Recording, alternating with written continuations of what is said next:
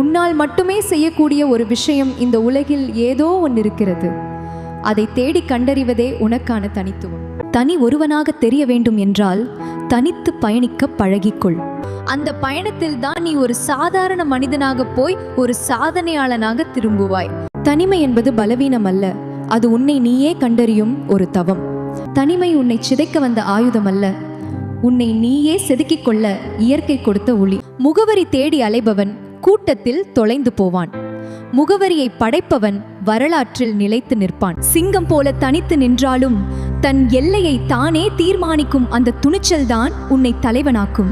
ஆடுகளின் கூட்டத்தில் பாதுகாப்பு இருக்கலாம், ஆனால் அங்கே அதிகாரம் இருக்காது.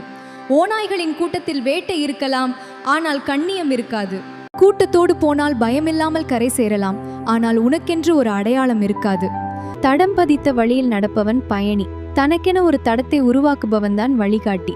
நீயே பாதையானால் வரலாறு படைக்கலாம். உனக்கான பாதையை நீ செதுக்க தொடங்கிவிட்டால் உலகம் உன்னை தேடி வரும். அன்று உன் பெயரே ஒரு மந்திரமாக மாறும்.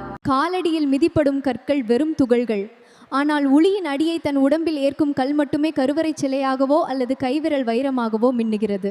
காய்ந்து கிடக்கும் சருகுகள் தான் ஆற்றின் போக்கில் மிதக்கும். ஓடும் நதிக்கு சத்தம் போடாமல் எதிர்த்து நீந்தும் மீன்கள் தான் சவாலை தருகின்றன. அதுபோல தடைகளை உடைப்பவனே சரித்திரம் படைக்கிறான்.